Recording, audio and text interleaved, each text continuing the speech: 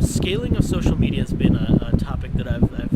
really focused a lot of time on, because I think that that's where some of the bigger brands who are doing some of this stuff, who have blogs, who are working with networks, that's where they are today.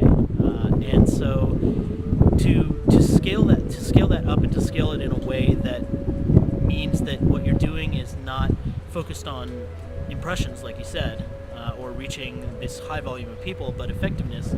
is something that really, it does come back to numbers, and it can come back to measurable ROI. So an example of that is, I remember hearing about one company that essentially was trying to demonstrate the value of PR versus marketing,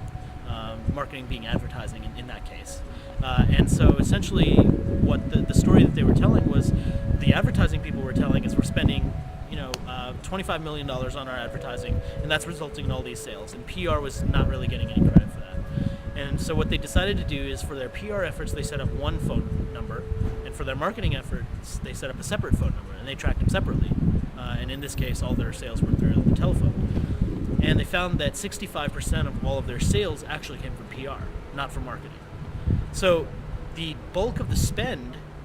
$25 million, was happening on advertising, and yet 65% of their actual sales were coming from PR.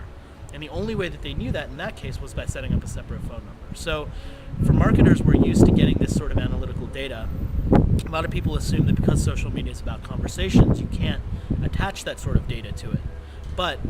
because a lot of these conversations are happening online, which I would argue is the most trackable and measurable form of media today,